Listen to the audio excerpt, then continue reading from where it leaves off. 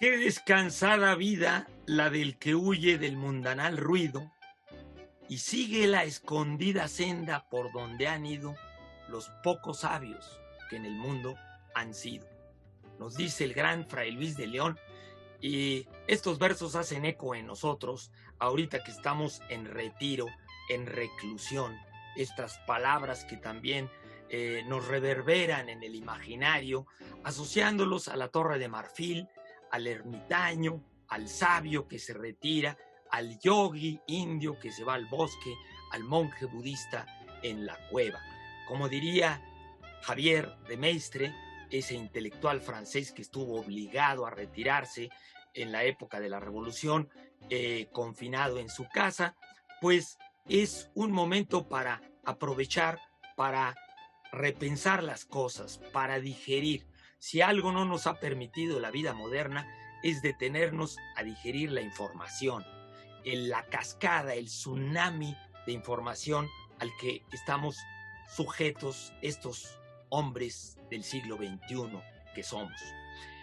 Así podríamos aprovechar ese helado que podríamos exprimir de este retiro, de esta reclusión, y ponernos a pensar y regresar a nuestro centro. Recuperar, como dirían los antiguos, la idea. Esperar a que la diosa, Dea, entre dentro de nosotros y podamos ver si queremos seguir viviendo la vida como la hemos estado viviendo o no. Es una manera de leer, de filosofar y de, ¿por qué no?, aprovechar este ocio de una manera más creativa para reconstruirnos y resignificarnos. Estamos aquí en la dichosa palabra, de nuevo, en la reclusión, pero con ustedes siempre. Yo soy Germán Ortega Chávez y me encanta estar de nuevo con ustedes.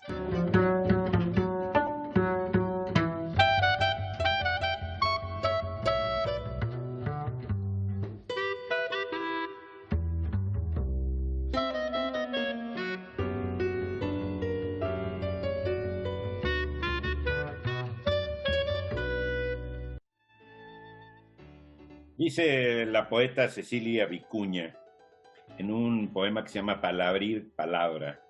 La palabra es pala y abra para que entre la luz, labra parabólicamente y en su labrar, labra antes que nada al palabrador. La palabra pone al lado lo conocido y lo por conocer. Bienvenidos a la dichosa palabra. Soy Eduardo Casar. Me interesan las etimologías porque tengo la seguridad de que lo visible es la puerta a lo no visible. Leo esto en un libro que parece perfecto para esta ocasión, pero que en realidad es perfecto para cualquier otra ocasión. El Tratado de Filosofía Sum de José Antonio Marín. Me interesan las etimologías porque tengo la seguridad de que lo visible es la puerta a lo no visible. Los retratos familiares que tengo sobre mi mesa son a la vez una imagen presente y un signo que me remite a una historia. Si me quedara solo en la imagen, estaría cayendo en una amnesia que amputaría trágicamente la riqueza de lo real. Lo que llamamos superficialidad es la decisión de quedarse en lo visible, en la primera ocurrencia, en la asociación más vulgar, en el tópico, en la inteligencia inerte. Yo soy Pablo Boullosa, me da mucho gusto estar con ustedes a través de este medio en la dichosa palabra.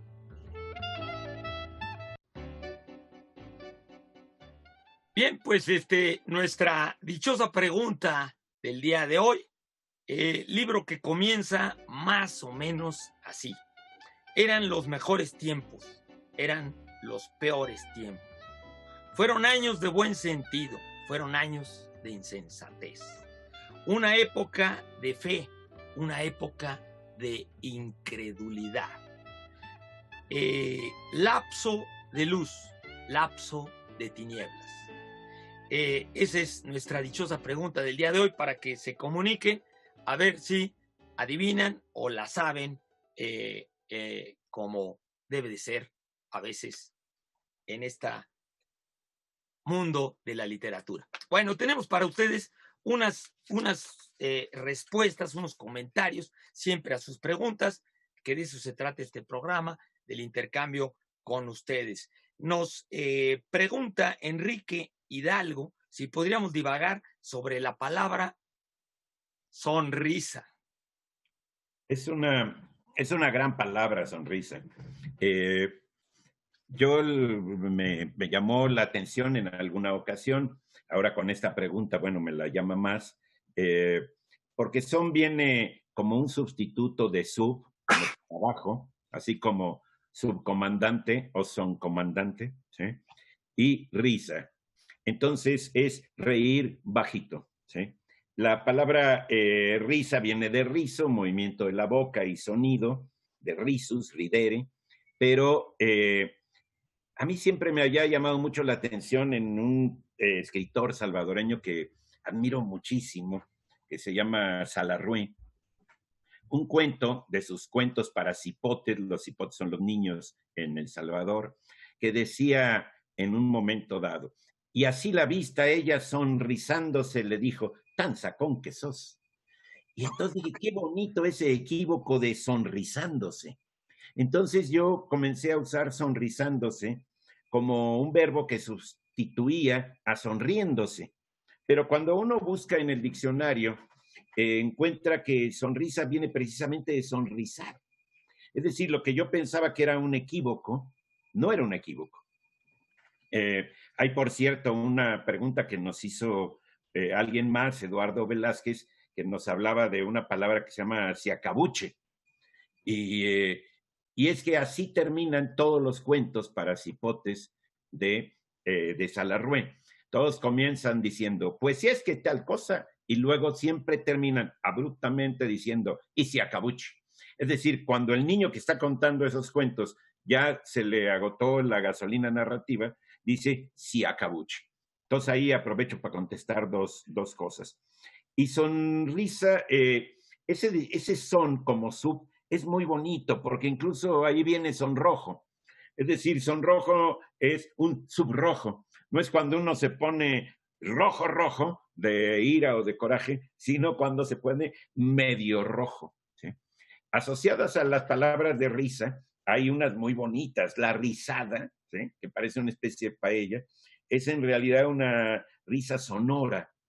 Entonces yo busqué algo que siempre me pregunta Guadalupe Fernández cuando ve La Dichosa y dice, es que me estaba yo carcajeando. Dice, ¿y de dónde viene carcajada? Y carcajada es una palabra árabe que casi suena así, cacajá, del árabe, que es decirlo, es una risa fuerte, estrepitosa. ¿Sí? Entonces es muy bonito cuando uno está carcajeándose, se anda carcajeando en árabe, y cuando anda sonriéndose, pues anda sonriendo en latín, ¿sí? Y hay grados, así como el miedo, el pavor, el pánico. Bueno, cuando alguien se sonríe, hay sonrisas sardónicas y hay otras que vienen en el diccionario que son muy chistosas. Mearse de la risa, partirse de la risa, morirse de la risa, reventarse de la risa. Tiene que ver con alguien que está a punto de la carcajada, pero que todavía no pasa al lado árabe. Entonces, la palabra sonrisa a mí me gustó mucho. Yo ahora voy a usar son como sub, ¿no? Y entonces, en vez de decir subterráneo, voy a decir sonterráneo. ¿A poco no está bonita esta? Está bonita. A mí luego me recuerda ese referente, la sonrisa, a Voltaire, ¿no? En la ilustración, justamente, pues, la sonrisa de Voltaire era la sonrisa de la razón. Y Voltaire un poco manejaba que llegar a la carcajada era como, digo, pobre de Voltaire, yo estoy de acuerdo contigo, Eduardo, que le parecía un poco como perder cierto control. Voltaire, como buen hombre de la época de la razón, no llegó como el gran Diderot a explorar los límites y la puerta del romanticismo, ¿no? Porque le parecía que la carcajada era un poco como un poco vulgar, un poco falta de cortesía. En cambio, la sonrisa era una muestra de intelecto claro y lúcido, lo que se me hace interesante este tipo de asociaciones, ¿no?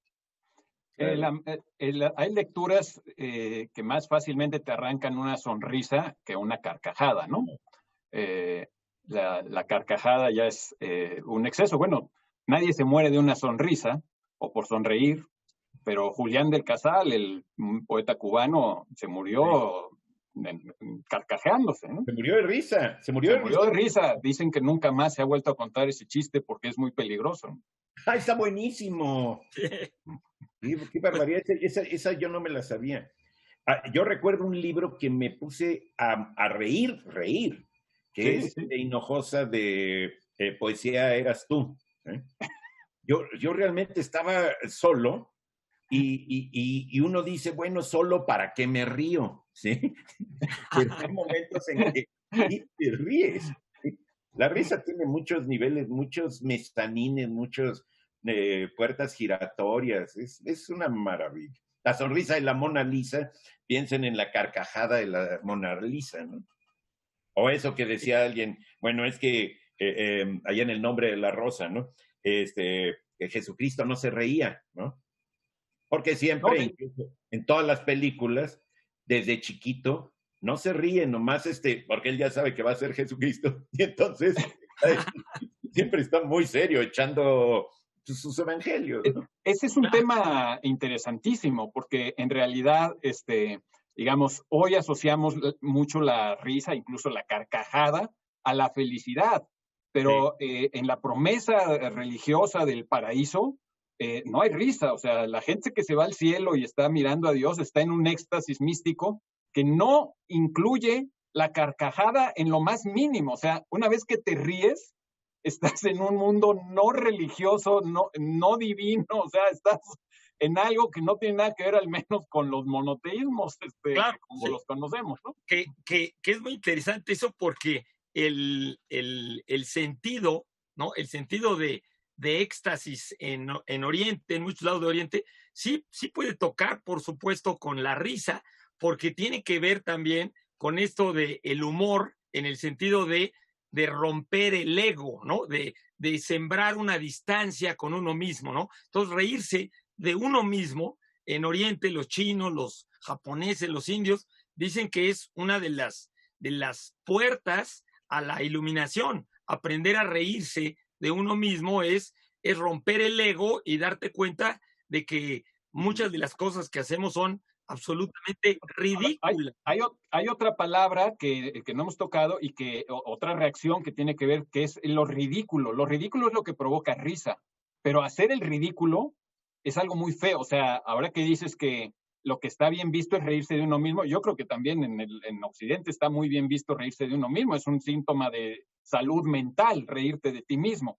Pero hacer el ridículo es provocar la risa sin que tú quieras provocar la risa, ¿no? Y eso también... Una cosa es reírse de sí mismo, es decir, no tomarse tan en serio, y otra cosa es de plano carcajearse de sí mismo. Sí. Esa cuestión de lo bajo y lo alto tiene que ver también con el sonido. Es decir, ya cuando estás emitiendo sonidos fuertes, ¿sí? Ya los sonidos fuertes tienen que ver un poquito más con lo bajo o con los mugidos o con cosas por ahí que no, y no con una cuestión de la lisa sonrisa de la mona.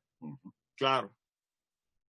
Bueno, vamos a nuestra dichosa palabra del día de hoy y tenemos para ustedes necesidad o falta de algo, ocupación u oficio de alguien. En plural se dice de las necesidades fisiológicas, palabra que como la palabra, ¿no? Solo emplea una vocal. Y para los que sepan o la adivinen, tenemos un libro de Mario González Suárez, que es Uno Conejo Setochtli, de la editorial Nieve de Chamoy, con el apoyo de la Secretaría de Cultura. Ya lo dimos en alguna ocasión, pero ahora lo que tenemos es una edición que hicieron, digamos, tipo códice, porque parte de una inspiración en códices. Es, digamos, que la edición de lujo, así como cuando toda la gente siempre dice que hay invitados de lujo en cualquier cosa. Muy bien, y también tenemos una puerta de entrada a un mundo, un clásico, La visión de los vencidos, con introducción, una selección muy importante y notas del sabio Miguel León Portilla, que en paz descanse, y que empleó también traducciones del padre Ángel María Garibay. Está en la biblioteca del estudiante universitario. No dejen de leer este libro si no lo tienen. Libro fundamental, claro, sí, para alumnos. Cortesía de la UNAM, cortesía de la Coordinación de Humanidades de la UNAM. Bueno, y para ustedes también, de Fernando M. González, Secretos fracturados, estampas del catolicismo conspirativo en México. Es un obsequio de esta fabulosa editorial Herder. Bueno, pues creo que tenemos que ir a un corte.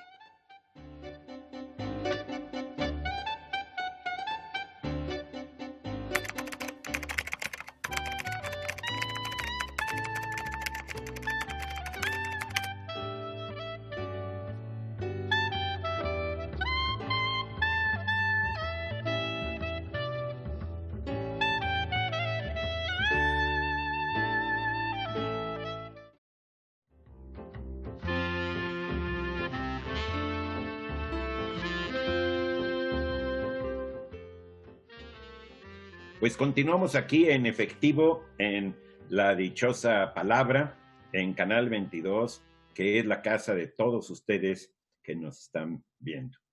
Porque las que están viendo aquí atrás son las casas de todos nosotros. Sí. Luis Amara hizo un artículo sobre las ondas del Zoom donde habla de que hay una especie de escenografías de libros. Pero realmente, bueno, cualquiera que tenga libros sabe muy bien si son libros leídos o son libros solamente escenográficos.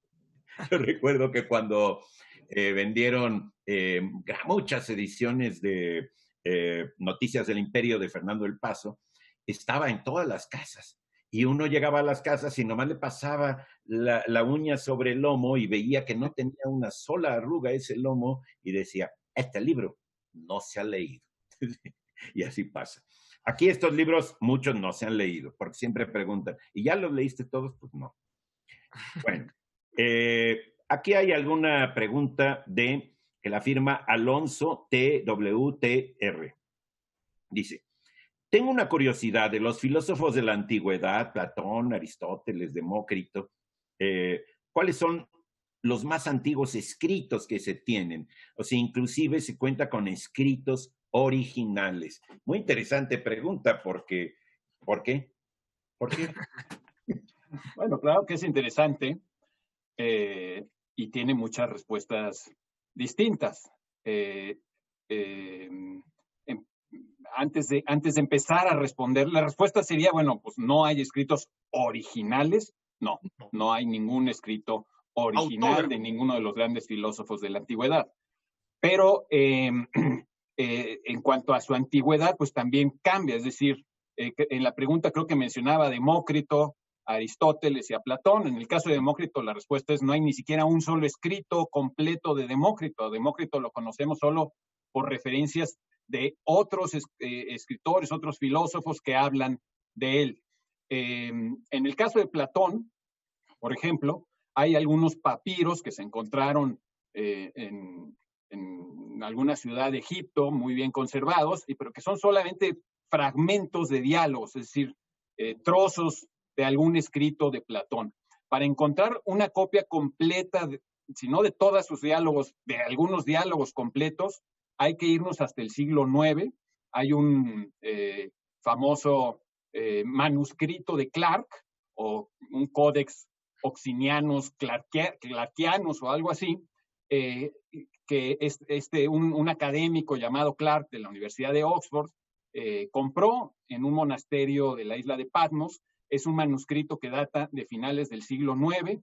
En el manuscrito es interesante porque no solamente incluye varias tetralogías de los diálogos de Platón, prácticamente íntegras, sino que además el copista apuntó cuánto estaba cobrando por el trabajo, cuántas monedas de oro había cobrado por hacer la copia, quién era el cliente, que además sabemos que acabó siendo un obispo de alguna ciudad de la zona, y todo eso. Ahora, no es tan importante que existan esos escritos originales ni su antigüedad por una cosa muy, muy determinante.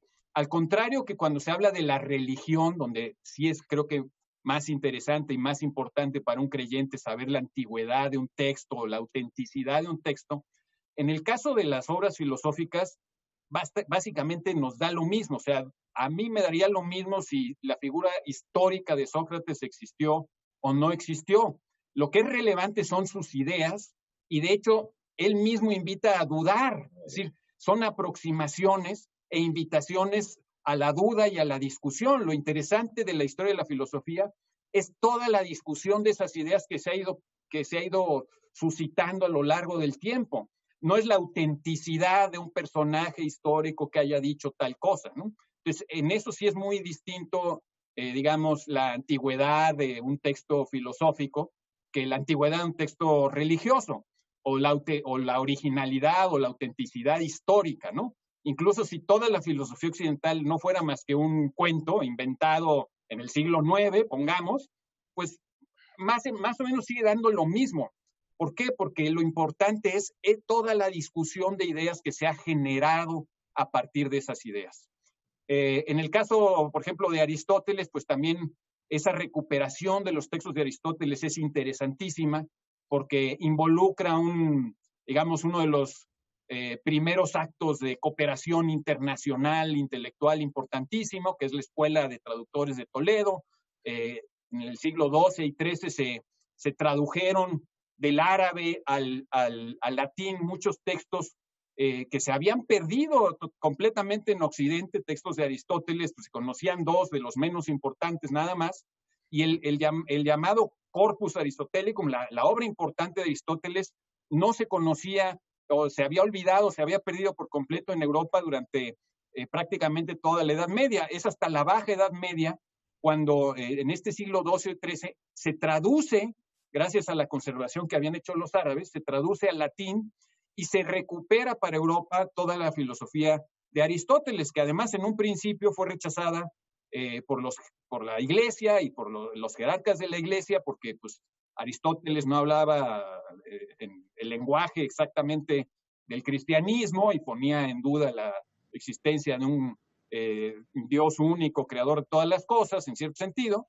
Y no es hasta, sino que también pocos años después, Santo Tomás de Aquino, digamos, retoma las ideas y las cristianiza de alguna manera en su Suma Teológica, que Aristóteles pasa a ser, digamos, bien visto en la tradición cristiana occidental. No olvidemos que, digamos, que el Occidente, para decirlo como lo decía George Steiner, es de alguna forma el resultado de una herencia casi imposible de dos cosas muy contrapuestas que son el judeocristianismo y la tradición grecorromana, que tienen puntos de contacto y puntos de rechazo también muy fuertes, ¿no? Entonces, digamos, ¿por qué los textos más antiguos son del siglo II o III? Pues porque es muy difícil conservar las cosas.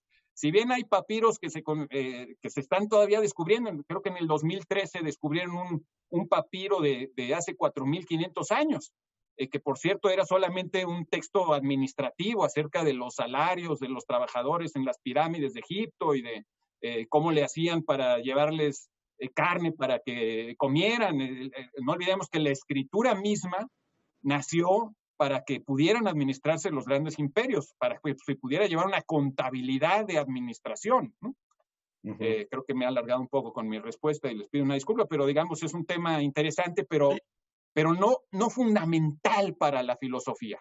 Sí, yo creo que coincido totalmente contigo respecto al caso de la filosofía. Obviamente, lo que dices, pues tienes toda la razón, pero me parece interesante, yo como historiador, que en efecto la mayor parte de los textos de los clásicos, ya no solamente los filósofos, sino Tucídides, Cátulo o los trágicos griegos, ¿no? Esquilo, Sófocles, Eurípides.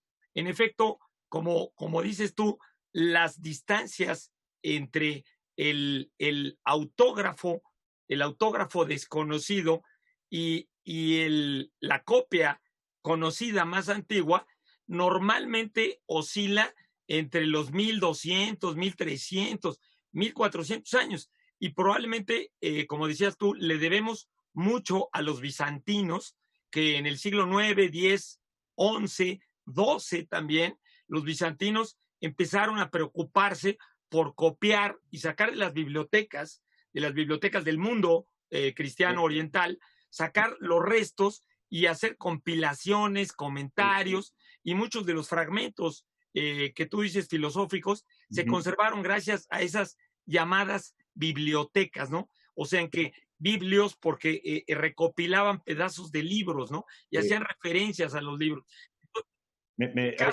Sí, es el caso de muchos grandes historiadores, ¿no? Como Tácito o, por ejemplo, Virgilio como poeta, pues creo que la distancia es una de las más cortas. Creo que los textos de Virgilio más antiguos físicamente no son como del siglo V, principios del V más o menos. Yo estaba leyendo, porque me lo encontré, un texto de Erich Auerbach, el autor de Mímesis, que habla sobre el público lector en la Baja Latinidad y en la Edad Media. Y durante mucho tiempo hubo una enorme zona, quiero decir una enorme zona de 300 años o lo que ustedes quieran ponerle o más, ¿sí? Donde solamente en algunas lenguas había posibilidades de transcripción, ¿sí? Erich Auerbach ahí aparece en el libro de Mímesis, que obra en la biblioteca de Pablo Boullosa. ¿Sí? Claro, la ventaja es que podemos encontrarlo y tomarlo. Sí, ponlo en su lugar, por favor, sí. Ahorita te esperamos y seguimos. Mira, ahora lo que dice Pablo a mí me parece importantísimo. No está el original de Aristóteles, pero a ver tú, lector, refuta a Aristóteles. En esta transcripción, ¿sí? Y en esta edición de sepan cuántos, ¿sí? Donde ha habido tantas ediciones y tantas cuestiones, yo tengo de la poética como 5 traducciones distintas, a ver, refuta alguna de ellas. Es decir, el problema son las ideas y no tanto ahí el soporte, ¿sí? Claro. Me parece importantísimo. Perdón, me están diciendo que ya vaya a algo que sea, que le dé actividad a este programa. Voy a decir la dichosa palabra. Necesidad o falta de algo. Ocupación u oficio de alguien. Y esta es capciosísima. En plural se dice de las necesidades fisiológicas. Neta. Palabra que, como la palabra, solo emplea una vocal. Piensen en palabra con una pura vocal. A ver, Pablo, ¿tenemos? Tenemos, entre otros ejemplares de Amores Adúlteros de Beatriz Rivas y Federico Treger, la edición completa, o sea, los volúmenes 1 y 2 en un mismo volumen, con fotografías de Teseo Fournier y prólogo de Federico Reyes Heroles. Es una cortesía de Penguin Random House. Excelente. También para ustedes, de Ociel Flores, Nombrar el silencio, la palabra ausente en la obra de Octavio Paz. Diálogo entre Occidente y Oriente. Es un obsequio de la UAM Azcapotzalco en la colección Libros de Laberinto, que está editado por la UAM. Y tenemos algo que se ha vuelto un clásico, incurable, un libro de poesía en prosa de David Huerta en una nueva colección, Alacena de Bolsillo, de Editorial Era. O sea, no es un libro sobre el COVID, ¿eh? No, incurable, no se asusten, porque luego en las librerías a veces ponían así, por ejemplo, el Manual de Pintura y Caligrafía, que es una novela de Saramago, la ponían en libros técnicos. O ensayos sobre la ceguera lo ponían en fisiología. Bueno. Quiero que tengan ustedes el enorme placer, no es que quiera yo, pero es que aquí lo dice, pero también quisiera, de oír a Laura, quien nos manda esta participación aquí como parte esencial de la dichosa palabra sobre la Feria del Libro de Madrid. Metámonos pues a esa parte.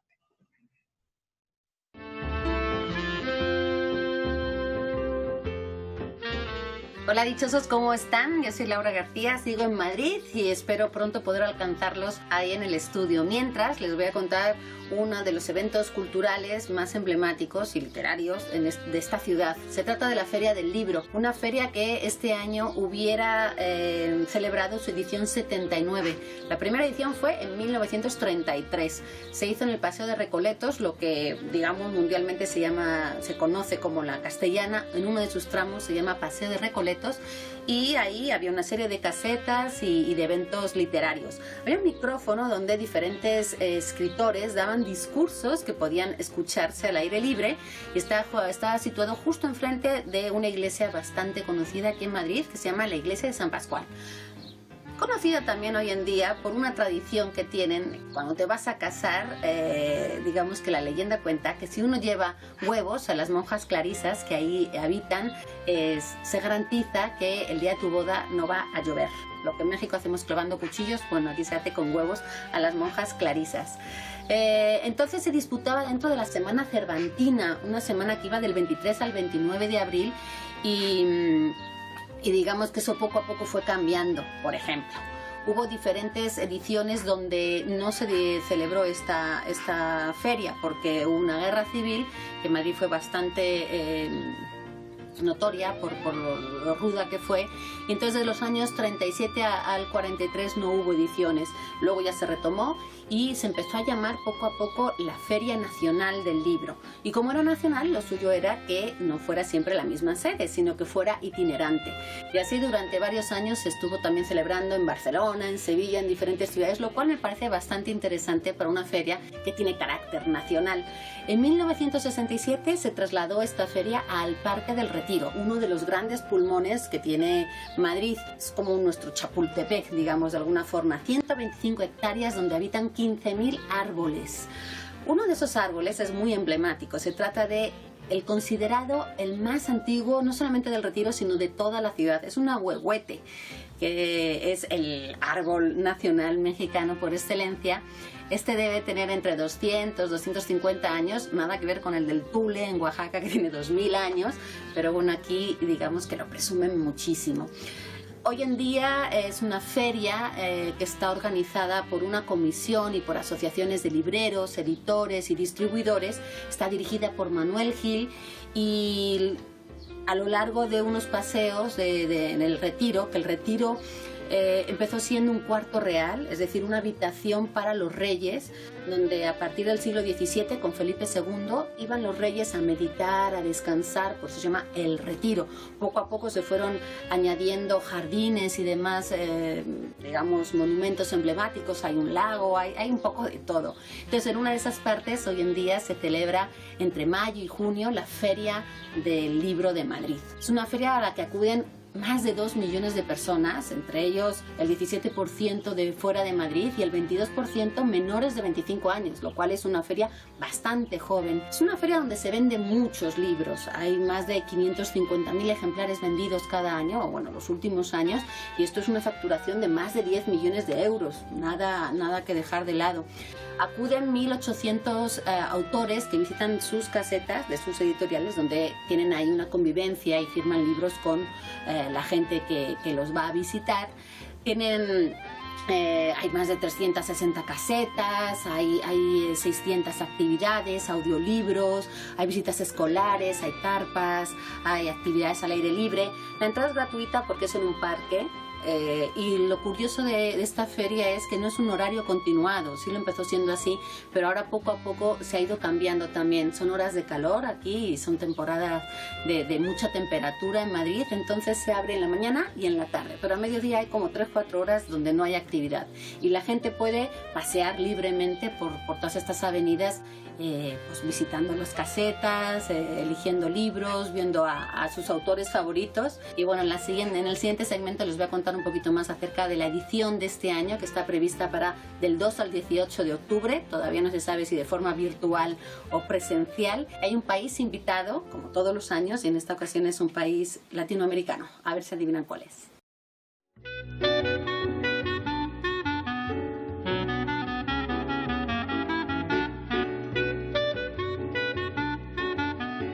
La cultura en pie. Ese será el eslogan de esta edición 79 de la Feria del Libro de Madrid, que está prevista que se celebre entre el 2 y el 18 de octubre. Normalmente son 2 semanas completas con 3 fines de semana completos, y de entre las muchas actividades que suele haber, en el último fin de semana la editorial Planeta lo que hace es una dinámica, una actividad que se llama #Busca, Encuentra y Lee, que consiste en esconder 79 libros, 79 por la edición en la que estamos, en todo el Parque del Retiro, y a través de sus redes sociales van dando pistas de dónde encontrarlos. Entonces se pone muy simpático y la gente suele participar muy bien. Este año esta feria está dedicada a Colombia, que es el país invitado, y de hecho el homenaje es para Manuel Zapata Olivella, un colombiano que vivió muchos años en Cartagena de Indias, en el Caribe colombiano, donde se dedicó no solamente a estudiar, a divulgar, a promover muchísimo y a preservar la cultura afrocolombiana a través de sus programas de radio, de televisión, de prensa escrita y a través de sus novelas. La más famosa, Changó, es la más conocida, pues, y se celebran 100 años de su nacimiento en 1920, murió en 2004, antropólogo, médico y escritor, así que habrá que echarle un ojito. El cartel de este año corre a cargo de Nuria Riaza, la quinta mujer en diseñar en 79 años ese cartel. Lo hizo la primera vez en el 2006, en el 2017, 2018 y 2019. De hecho, el de 2018 fue a cargo de Paula Bonet, que pudimos conocer el año pasado en la Filo, en Oaxaca. Recomiendo muchísimo que sigan su propuesta artística y estética, ¿no?, de Paula Bonet. Este cartel que está dedicado a todas las mujeres, no solamente lectoras, sino también escritoras. Hay que echarle un buen vistazo. ¿Quiénes son los que más gente atraen dentro de la feria? Los escritores que todo el mundo espera ver. Bueno, pues por supuesto están los famosísimos, los emblemáticos, los legendarios ya, que son Almudena Grandes, Rosa Montero, Pérez Reverte, Javier Cercas. Pero también me gustaría hablar, por ejemplo, de Santiago Postiguillo, que últimamente, a partir de su Premio Planeta, todas estas trilogías y estas novelas históricas que hace a partir de, bueno, con, digamos, los romanos, pues ha conseguido mucho éxito últimamente. También está Fernando Aramburu con su libro Patria, que sigue vendiendo miles y miles de ejemplares, El fin de ETA, cómo quedaron uno y otro bando. También está por ahí María Dueñas, El tiempo entre costuras, que también estuvo en la Fila hace años, o Luz Gabás, que estuvo a puntito de venir el año pasado a la FIL también en Guadalajara, al final no lo logró. Ella es la autora de Palmeras en la nieve, que luego se convirtió en una película y que ahora venía a promover El latido de la tierra. Más gente que ha conseguido llevar su obra al cine. Bueno, Eva García Sáez de Urturi escribió El silencio de la ciudad blanca, que se convirtió en película poco tiempo después y consiguió muchísimo éxito. Y también está por ahí Elizabeth Benavent, que firma en redes sociales como Beta Coqueta y que ustedes pueden seguir porque es muy activa en redes sociales. Sus novelas y sus escritos han pasado a ser muchas series de Netflix. Nada mal seguirla por ahí. Gente que ha llegado a la literatura de una manera muy rara y muy pues ejemplar. Por ejemplo, Javier Castillo. Javier Castillo escribió El día que perdió la cordura. Y en lugar de presentarlo a una editorial, lo que hizo fue subirlo a internet. Tuvo tanto éxito que las editoriales empezaron a pelearse por publicar ese libro. También, por ejemplo, Megan Maxwell, que también es otro seudónimo para María del Carmen Rodríguez de Álamos. Ella lo que hizo fue seguir cursos en internet de literatura y una de sus profesoras le animó a que publicara y se ha convertido en todo un fenómeno literario.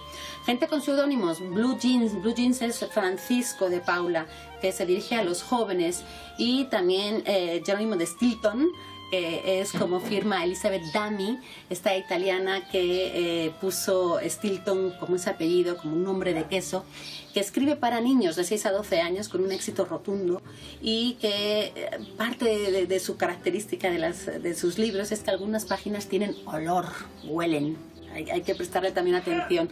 No me gustaría terminar este segmento sin recomendarles a Raquel Lanceros, esta chica, esta poeta andaluza que pertenece a un colectivo artístico llamado Hijos de Mary Shelley, que también tiene muy buenas propuestas. Así que esos son algunos de los autores que a este lado del charco están sonando con mucho auge, mucho empuje, donde se demuestra que en verano la lectura sube un 30%, así que vayan pensando ustedes en las lecturas que elegirán para este verano. Yo me despido, Laura García, y espero verlos muy pronto. Siempre es un gusto escucharte, querida Laura. Así como hay libros que duelen, ahora hay libros que huelen, por lo visto.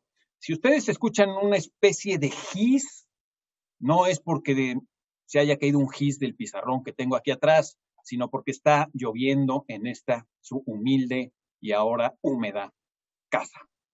Tenemos preguntas de nuestro culto público. Alguien desde algún lugar, no es despectivo, él o ella firmó literalmente así, alguien desde algún lugar que según yo teme quemarse, van a ver por qué, nos pide que hablemos sobre la salamandra. Está muy bueno eso de que puede quemarse. Puede quemarse.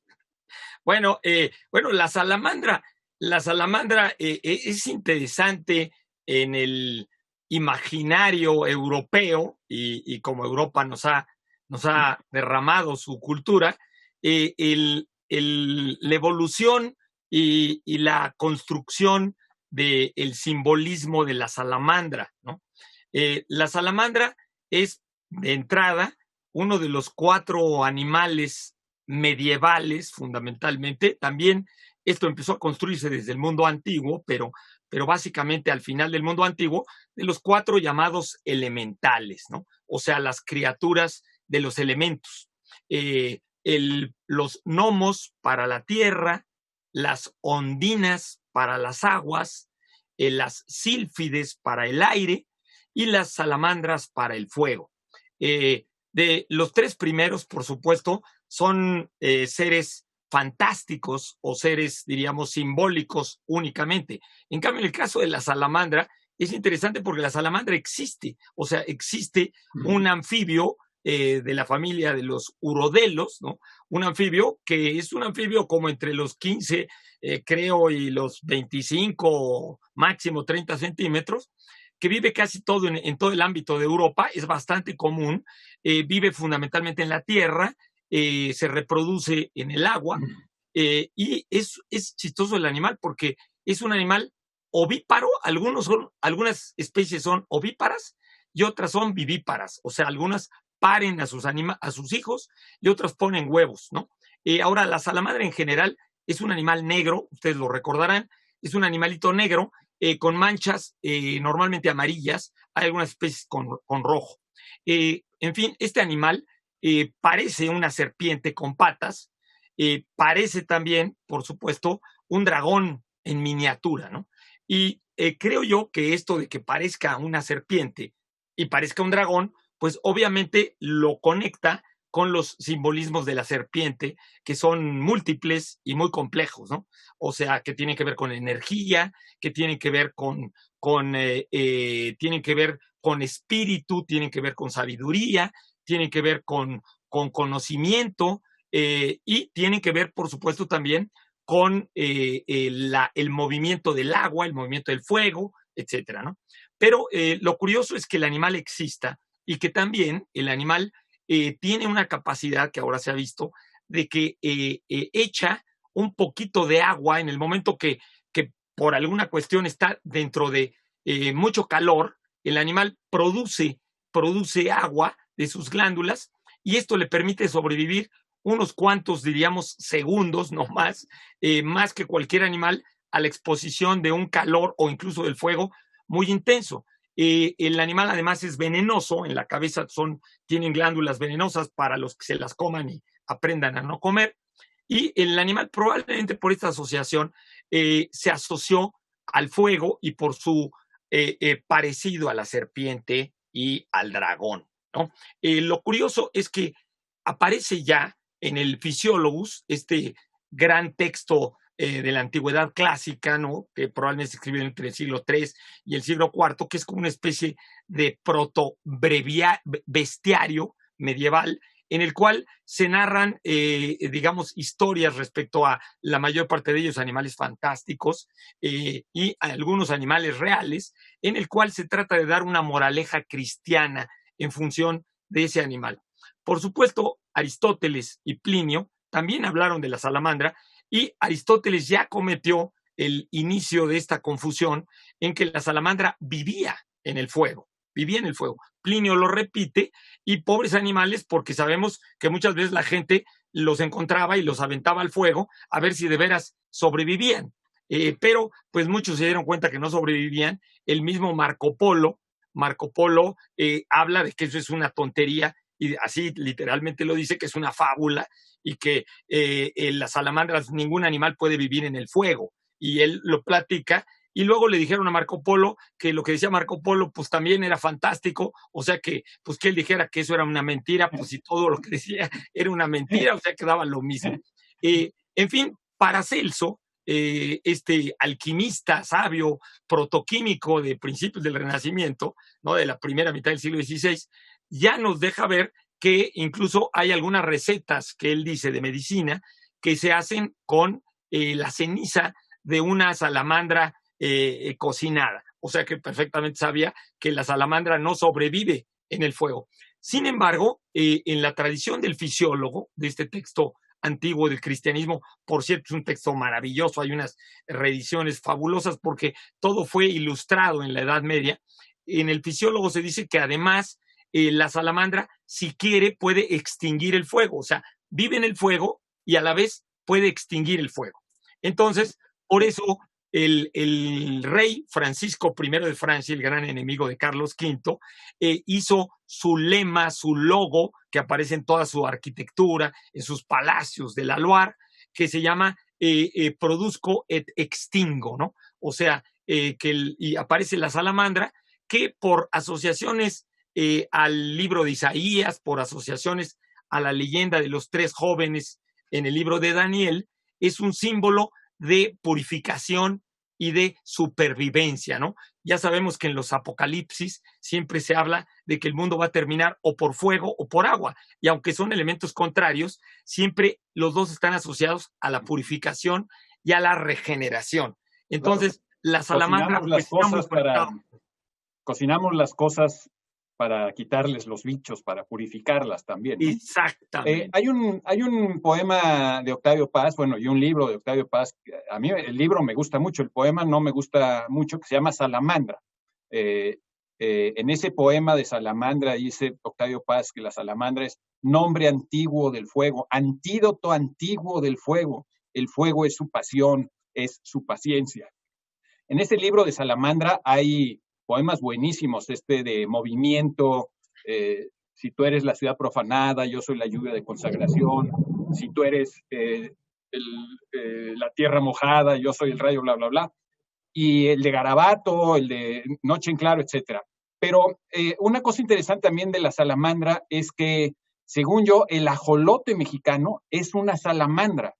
Y las salamandras, al igual que el ajolote, creo que el ajolote le da más que a otras especies de salamandras, tienen esta cosa que se llama neotenia, que es que muchas veces no madura el animal y se queda en un estado, digamos, de adolescencia perpetua, es decir, no acaba de transformarse en su metamorfosis que normalmente tiene y se queda en el agua como ajolote, ¿no? El ajolote es una salamandra, solo que cuando se queda ya toda la vida en el agua, ya no se transforma en salamandra. Y esta transformación se ha estudiado y tiene que ver con el consumo de yodo. Cuando no tienen suficiente yodo o cuando su dieta es muy pobre, no maduran y no se convierten en salamandras. Y por eso digamos, este estado perpetuo de adolescencia o de inmadurez es lo que ha retomado, por ejemplo, Roger Bartra para hablar para usar el símbolo del ajolote como algo de la mexicanidad, como que nuestro país es un país que nunca acaba de hacerse adulto, de modernizarse, sino que siempre está viviendo en un estado ahí latente, medio de inmadurez. ¿Tú quieres decir algo? Ahora, Pablo, la palabra es neostenia, ¿o cómo dijiste? Neotenia. Y durante mucho tiempo se ignoraba por qué era. Hoy sabemos que es un problema del yodo, que cuando consumes muy poco yodo no desarrollas la glándula tiroides, la misma que las hormonas de la tiroides o unas hormonas que todos los otros seres vivos también tenemos, y entonces se quedan en ese estado de inmadurez, y le pasa a algunos otros animales también cuando no consumen suficiente yodo, que tienen problemas de salud o de inmadurez. Y a algunos profesores nos pasa. La sal tiene yodo, ¿eh? Sí. Pero tampoco quiero que te conviertas en un profesor salado, eso también estaría muy mal. Sí. Ahora, es curioso que Paracelso trató de separar y decir que uno era el animal y otro era el símbolo de la salamandra como ser del fuego. Entonces decía que las salamandras eran mujeres y eran hombres que se te podían aparecer y que predecían el futuro y que predecían el pasado y que no hablaban mucho. Y la salamandra es un animal nocturno, entonces también el hecho de que sea nocturno tiene que ver con este misterio, ¿no? del animal y de un animal simbólicamente que tiene que ver con la transformación, ¿no? Que ocurre en la oscuridad. Sí. En el poema de Salamandra, y todo el libro de Salamandra está lleno de es un poema también erótico en cierto sentido, está lleno de toda esta presencia de esa amante famosa de Octavio Paz, Bona de Piscis, que era pues literalmente fogosa, ¿no? Ella representaba ese fuego. Bueno, y esa pasión, digámoslo así. Creo que tenemos que irnos a nuestra dichosa palabra, salvo lo que nuestro productor nos indique otra cosa. Recuerden, la dichosa palabra es pues la definición que nosotros les damos, es esta: necesidad o falta de algo, ocupación u oficio de alguien. En plural se dice de las necesidades fisiológicas. Muchas veces la gente usa esta palabra sin saber que en el diccionario se refiere tal cual a las necesidades fisiológicas. Y lo dicen, digamos, como diciendo, discúlpenme, voy a mis cosas. Pues sí, son sus cosas, pero las necesidades fisiológicas también son sus cosas, ¿sí? Y la palabra emplea una única vocal, una sola vocal. Quienes nos respondan podrán llevarse ejemplares si tienen suerte de La Güera Rodríguez, Mito y Mujer, de Silvia Marina Arrom.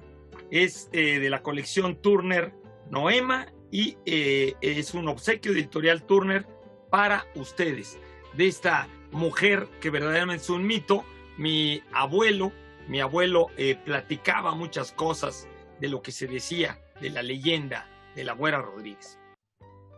Bueno, y también tenemos un libro que verdaderamente es un libro magnífico de poemas de Miguel Aguilar Carrillo, a quien yo considero uno de los mejores poetas mexicanos, aunque como vive en Querétaro, el Fondo Editorial de Querétaro es quien publica este libro, no se le hace mucho caso por la centralización de la información. Felicidades Miguel Aguilar y felicidades a quien se lo lleve.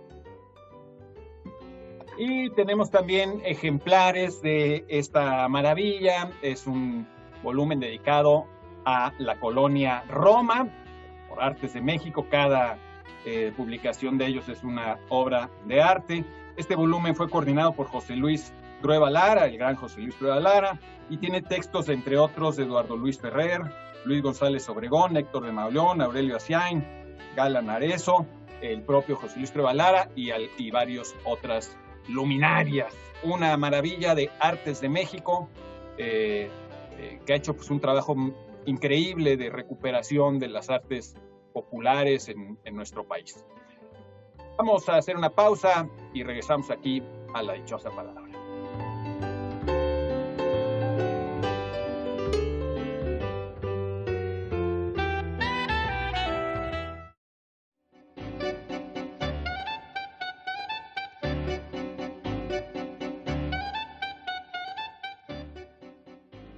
¿Qué tal? Aquí seguimos en la dichosa palabra y como dice mi compadre Casar, no vayan a creer que son tapices con libros pintados, algunos sí son de veras.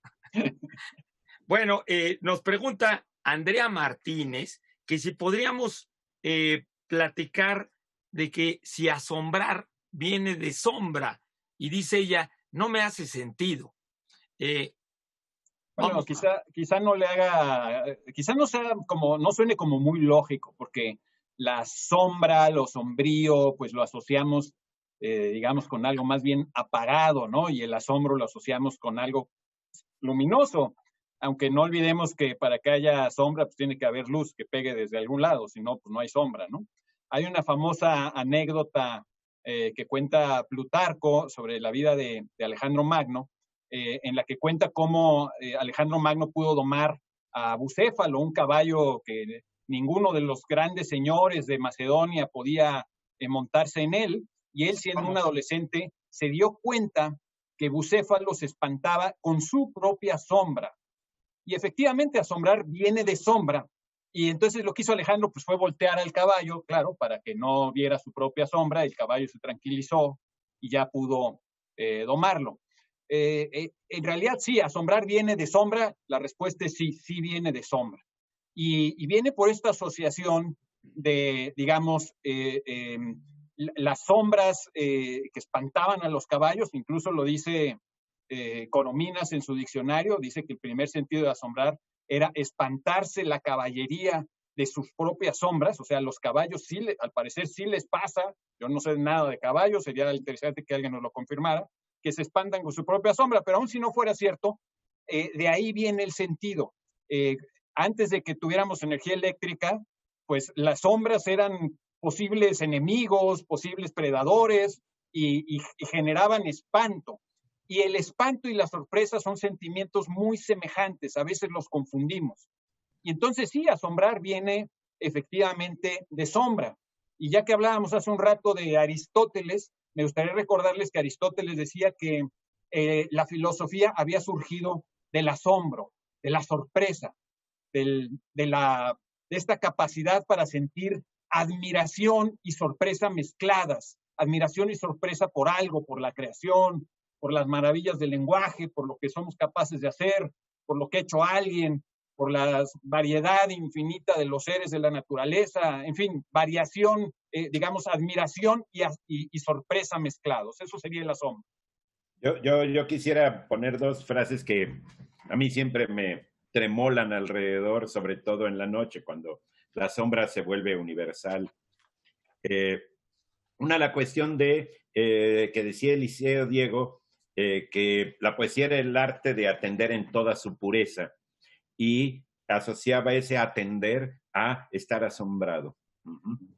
Es decir, cuando las realidades nos van asombrando.